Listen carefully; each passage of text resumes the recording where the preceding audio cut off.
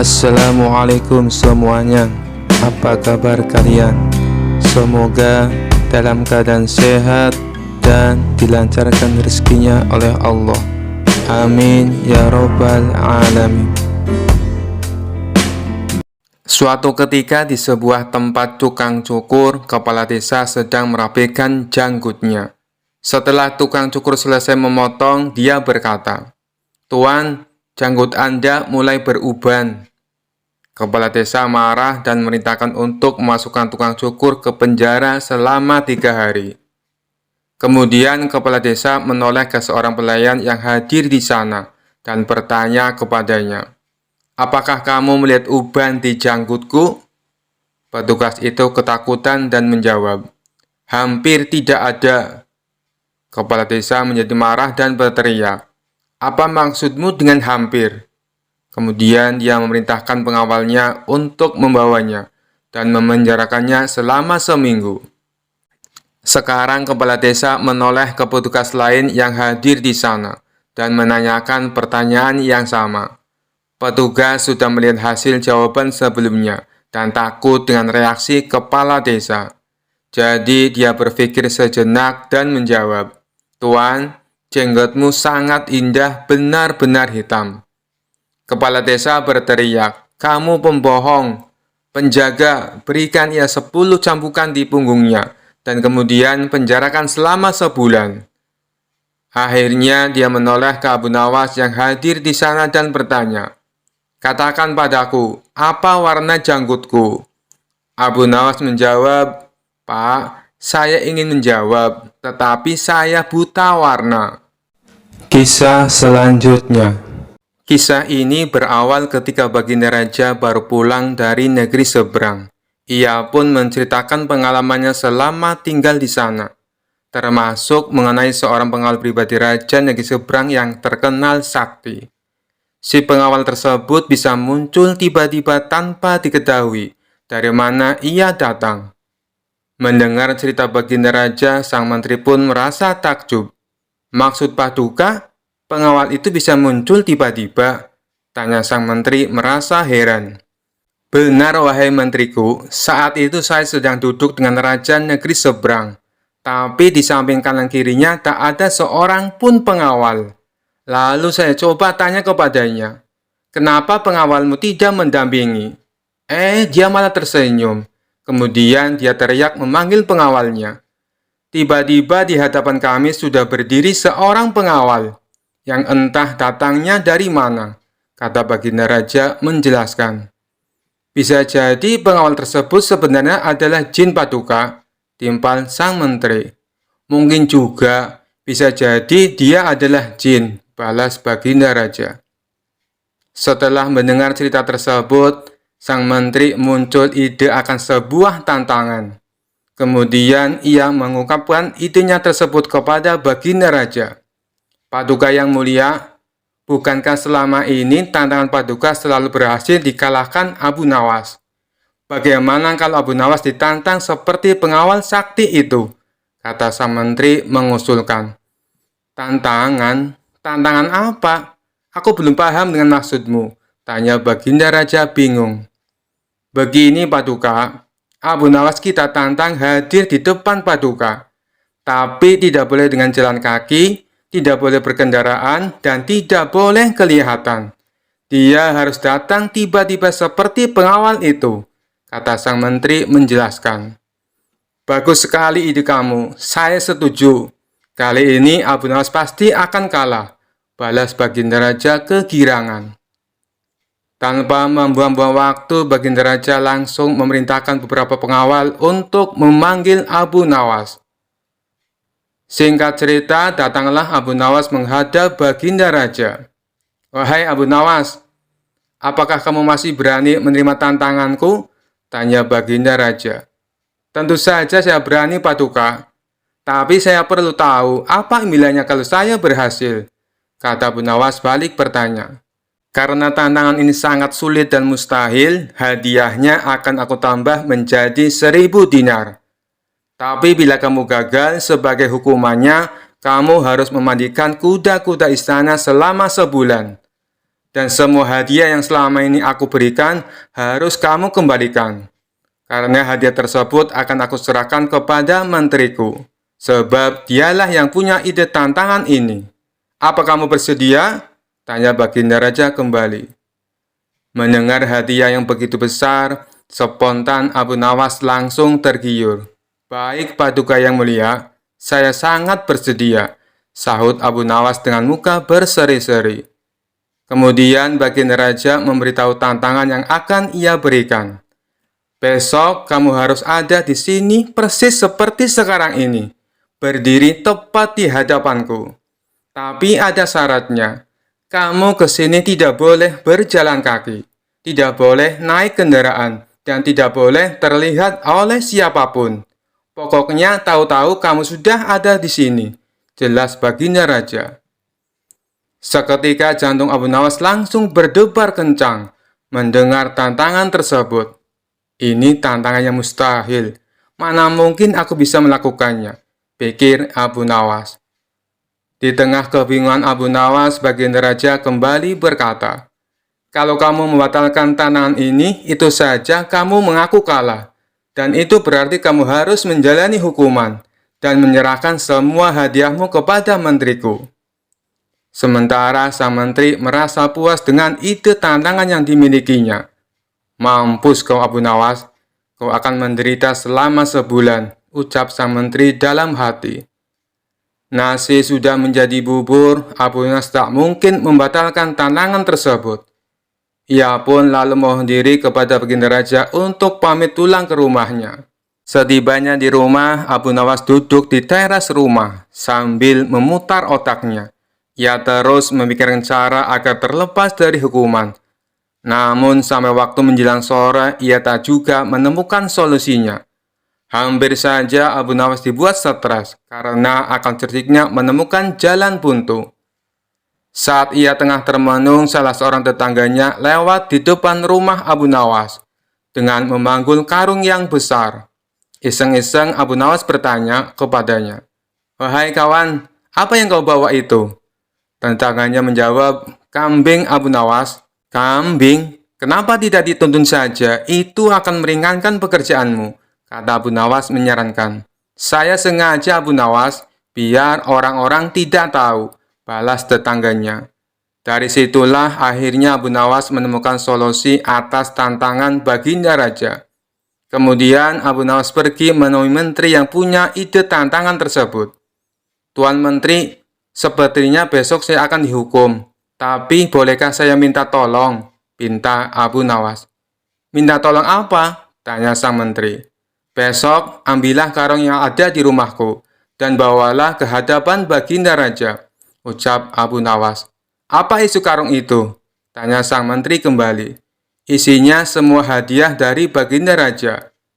Selama ini aku kumpulkan di dalam karung tersebut. Bukankah nantinya juga akan jadi milikmu?" ujar Abu Nawas. "Oh, baiklah Abu Nawas, saya siap," balas sang menteri.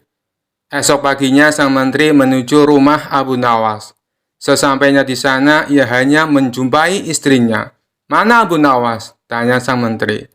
"Abu Nawas sudah berangkat ke istana," jawab istri Abu Nawas.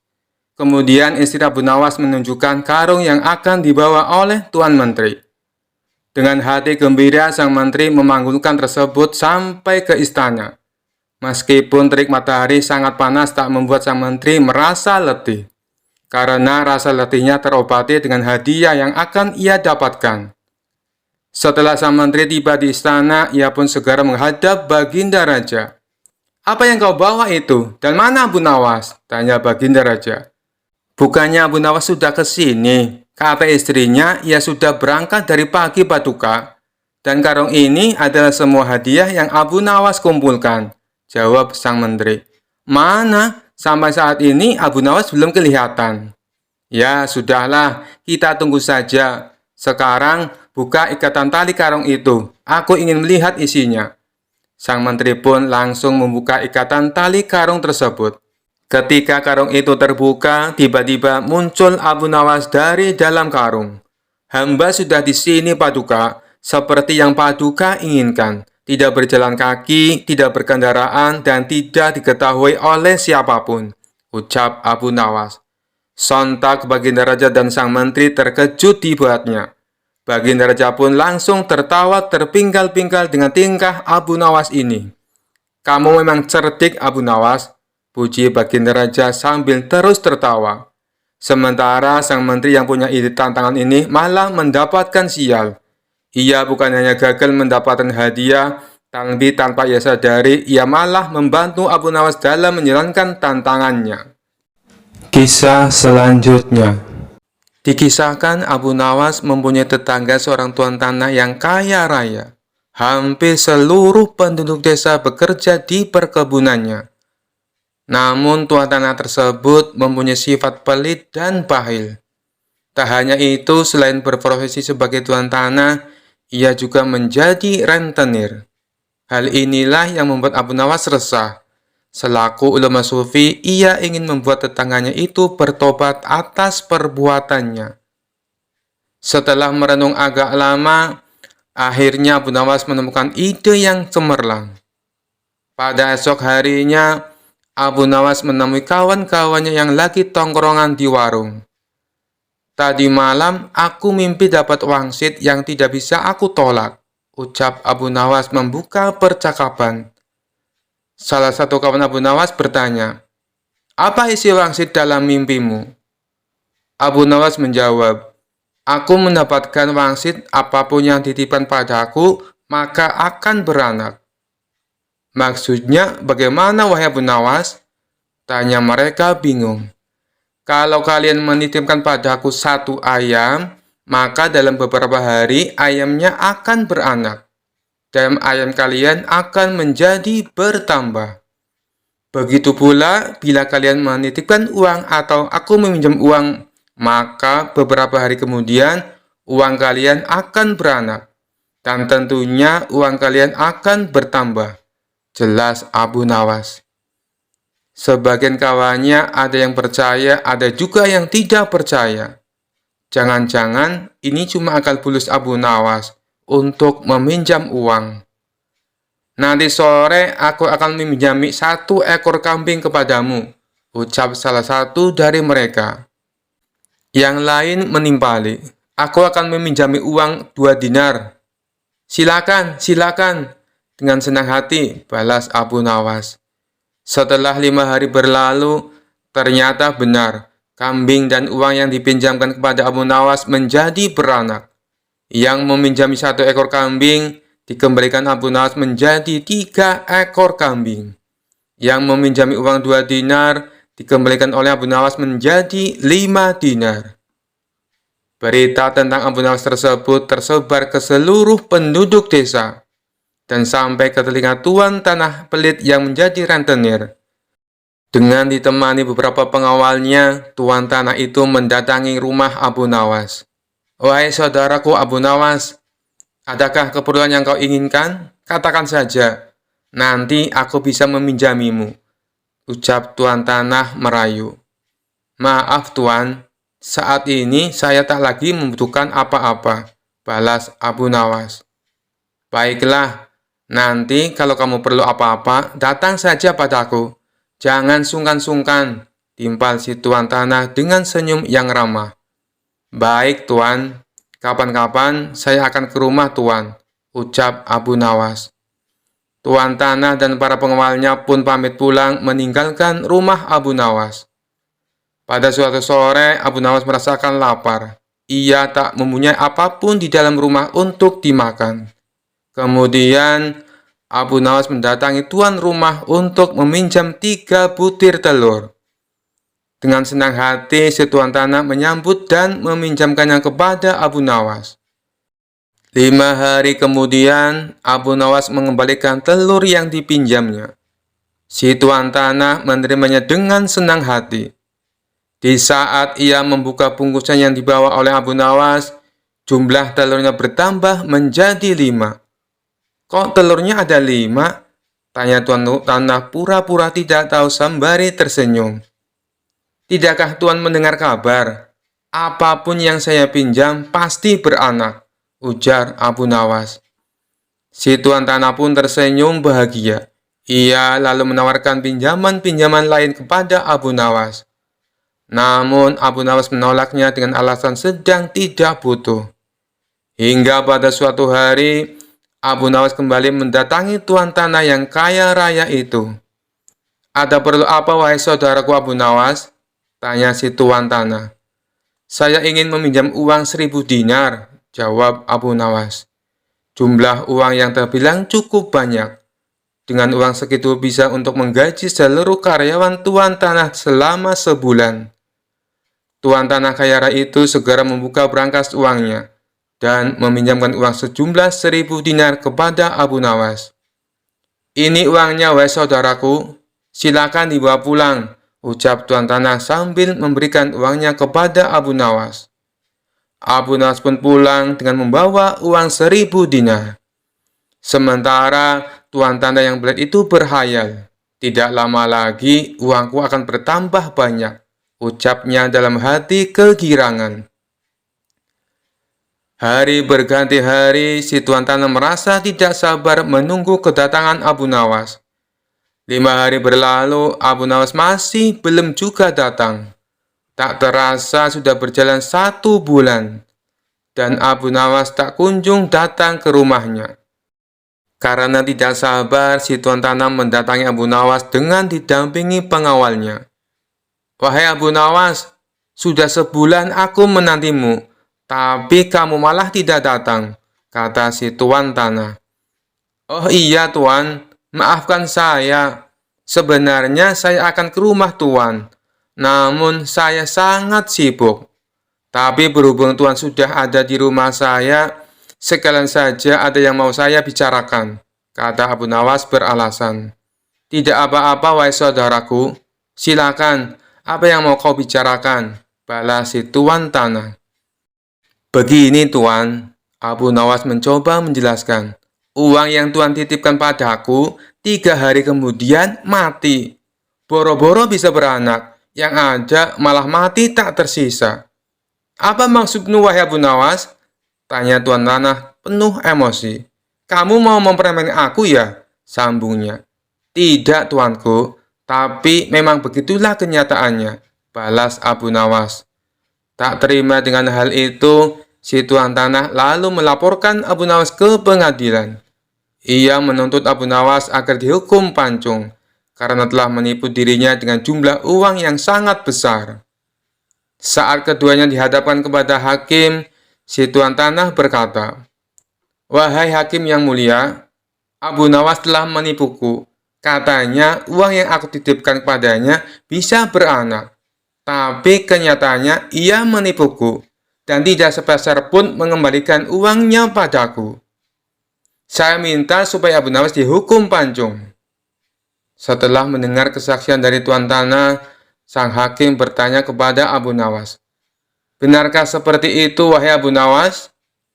Abu Nawas pun menjawab, "Wahai hakim yang mulia, saya sama sekali tidak menipu dia." "Lalu, kenapa kamu tidak mengembalikan uangnya?" tanya hakim. Abu Nawas kembali menjawab, "Dari awal sudah saya katakan padanya, Tuan Hakim, apapun yang dititipkan padaku bisa beranak.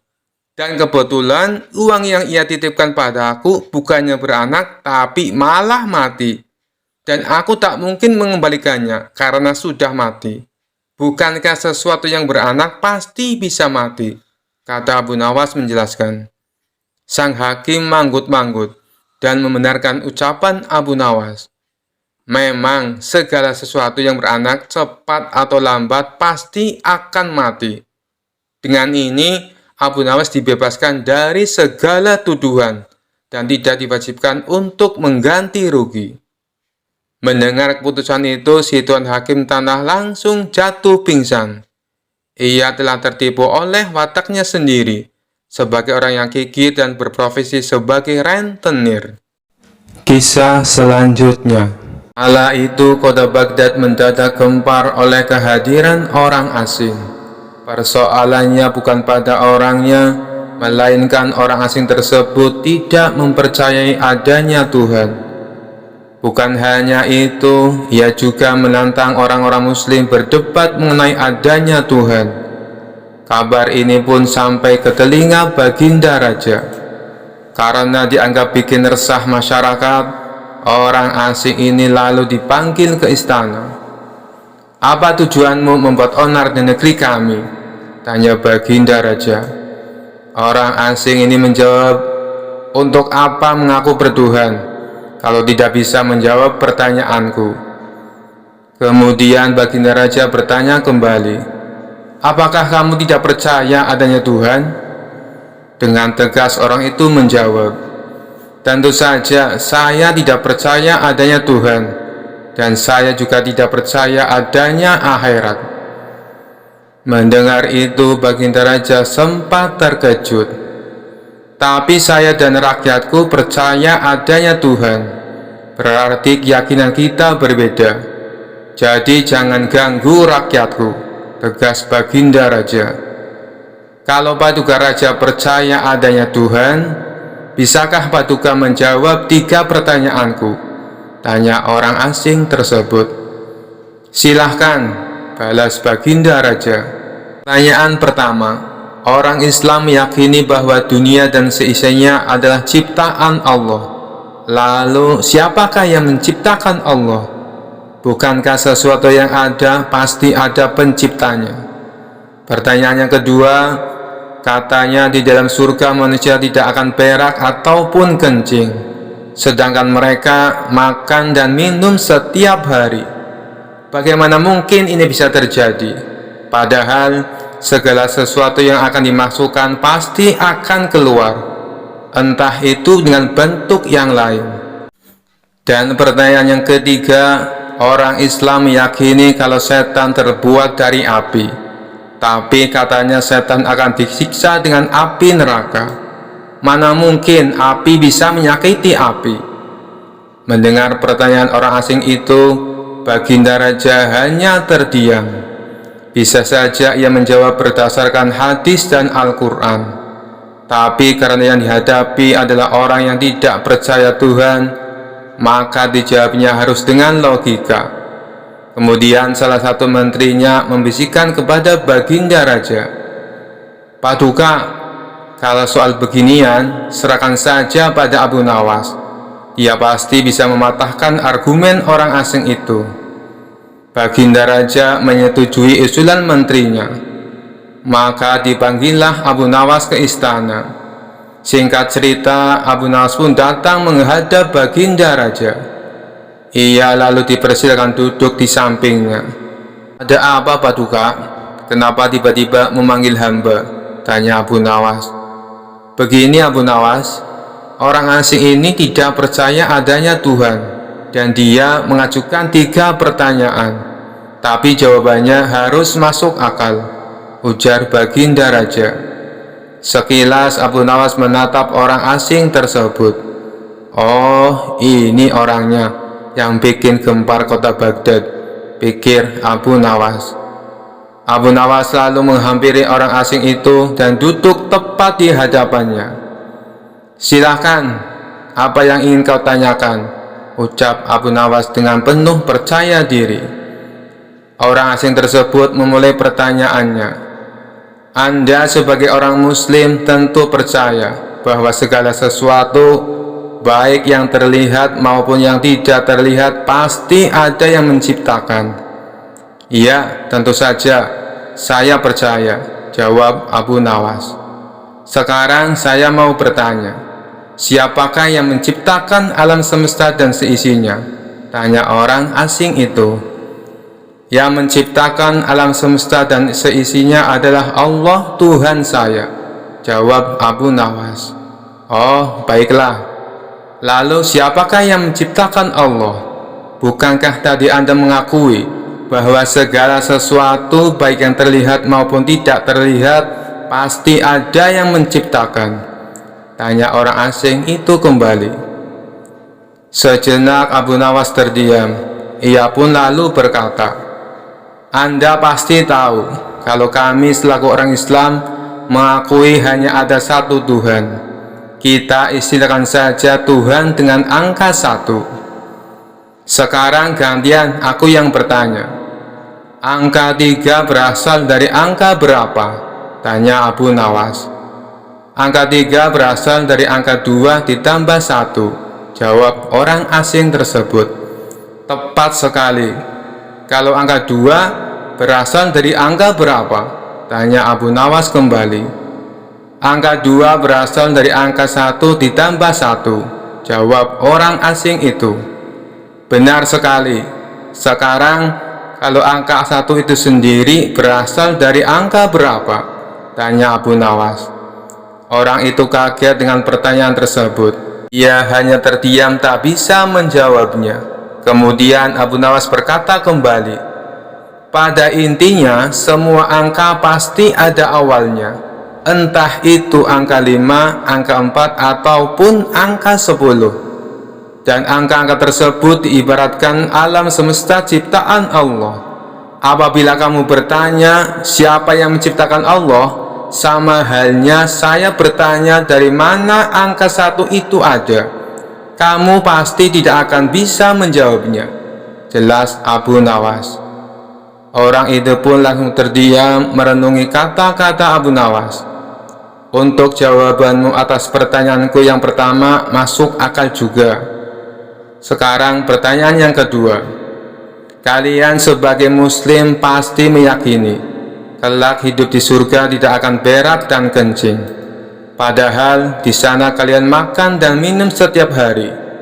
Mana mungkin itu bisa terjadi? Jelaskan padaku, tanya orang asing tersebut. Baik, akan saya jelaskan. Selama kamu dalam kandungan rahim ibumu, tentunya kamu makan dan minum, bukan? Karena menurut ilmu medis, seorang janin memakan sesuatu yang dimakan ibunya. Lalu ketika kamu dalam kandungan ibumu selama 9 bulan, apakah kamu pernah berak ataupun kencing? Untuk kedua kalinya, pertanyaan orang asing itu bisa dijawab dengan mudah oleh Abu Nawas. Baik, jawabanmu masuk akal. Sekarang pertanyaan terakhir. Kalian sebagai muslim pasti meyakini kalau setan terbuat dari api dan neraka juga terbuat dari api. Tapi yang membuat saya heran, katanya setan akan disiksa dengan api neraka. Mana mungkin api bisa menyakiti api? Itu hal konyol yang pernah saya dengar, ujar orang asing tersebut. Bisakah kamu menjelaskannya? Tanyanya kemudian. Sebelum aku menjawab pertanyaan yang terakhir, aku ingin kita saling berjanji. Apapun jawabannya, kamu tidak boleh marah, pinta Abu Nawas. Tentu saja saya tidak akan marah, apalagi kalau jawabannya masuk akal, balas orang asing tersebut. Tiba-tiba Abu Nawas menampar pipi orang asing itu dengan sangat keras. Baginda Raja dan orang-orang yang hadir terkejut dibuatnya. Hei, apa-apaan ini? Kalau tidak bisa menjawab, jangan emosi. Apalagi sampai main pukul kayak gini, protes orang asing itu. Siapa yang emosi? Itu tadi adalah jawaban saya. Apakah tadi kamu merasakan sakit? Tanya Abu Nawas. Tentu saja saya sakit, jawab orang itu sambil memegang pipinya. Coba kamu perhatikan tangan saya. Bukankah tangan saya terbuat dari tulang dan daging? Begitu juga dengan pipi kamu. Tapi ketika tangan saya ditamparkan ke pipi kamu, kamu langsung kesakitan. Itulah gambaran sederhana. Kalau api neraka bisa menyakiti setan, setan pasti akan merasa kesakitan, meskipun ia sama-sama terbuat dari api, kata Abu Nawas menjelaskan. Orang tersebut lalu terdiam. Ia tak bisa membantah argumen Abu Nawas. Sementara Baginda Raja dan orang-orang istana kagum atas kecerdikan Abu Nawas. Kisah selanjutnya. Abu Nawas dalam cerita lucu ini ditantang 3 orang sombong. Mereka pintar, tapi suka menantang siapa saja yang ditemui. Kali ini ketiganya coba menguji kepintaran Abu Nawas. Bermula 3 orang sombong ini memasuki kampung Abu Nawas. Kemudian penduduk setempat berusaha menghalangi 3 orang tersebut, tapi tidak tahu harus bagaimana. Akhirnya penduduk setempat melaporkannya kepada Abu Nawas karena bisa menandinginya. Lalu Abu Nawas setuju. Dengan senang hati, ia akan mengadu kepintaran dengan 3 orang yang dikenal cerdik tersebut. Saat itu mereka adu kepintaran di sebuah lapangan, sehingga masyarakat bisa menontonnya. Satu dari 3 orang cerdik tersebut bertanya kepada Abu Nawas, "Di mana sebenarnya pusat bumi ini, wahai Abu Nawas yang bodoh?" Disebut bodoh, Abu Nawas ternyata tidak marah, justru membalasnya dengan senyum. Lalu ia menjawabnya dengan nada santai, "Tentu itu mudah. Pusat bumi ada di bawah kakiku." Namun ketiga orang sombong ini tidak terima dengan jawaban dari Abu Nawas. Mereka bertanya kembali bagaimana Abu Nawas bisa tahu. "Kalau kalian tidak percaya, ukur saja sendiri," ujar Abu Nawas. Orang pertama yang bertanya kepada Abu Nawas hanya terdiam setelah mendengar jawabannya. Selanjutnya orang kedua bertanya, "Berapakah jumlah bintang yang ada di langit?" tanyanya. Ternyata pertanyaan itu hampir sama dengan yang pertama, dan sudah dipastikan Abu Nawas bisa menjawabnya dengan mudah. Abu Nawas menjawab, "Jumlah bintang-bintang yang ada di langit sama dengan jumlah bulu keledaiku ini. Kalau tidak percaya, silakan Anda hitung bulu keledaiku ini. Pasti Anda akan tahu kebenarannya." Kesal mendengar jawaban Abu Nawas, orang ketiga dari kawanan itu lalu mengajukan pertanyaan kepada Abu Nawas. "Anda tahu bulu keledai? Coba berapa jumlah bulu yang ada di keledai itu?" tanya orang ketiga tersebut. Abu Nawas hanya tertawa meledek. Ia menganggap pertanyaan dari ketiga orang itu tidak kreatif, karena semua pertanyaannya sama, yakni menanyakan jumlah. Jumlah bulu ekor keledai ini sama dengan jumlah rambut yang ada di jenggot Anda. Kalau tidak percaya, silakan cabut satu persatu, ucap Abu Nawas. Sadar jika bulu jenggot dicabut satu persatu akan sakit, maka orang ketiga itu langsung terdiam dengan jawaban dari Abu Nawas. Ingin membalasnya, tapi tidak tahu apa yang harus ditanyakan lagi, karena ternyata Abu Nawas lebih cerdik dari dirinya. Sekian dulu perjumpaan kita kali ini. Sampai bertemu lagi di kisah-kisah selanjutnya. Terima kasih yang sudah subscribe dan setia menonton channel ini. Wassalamualaikum warahmatullahi wabarakatuh.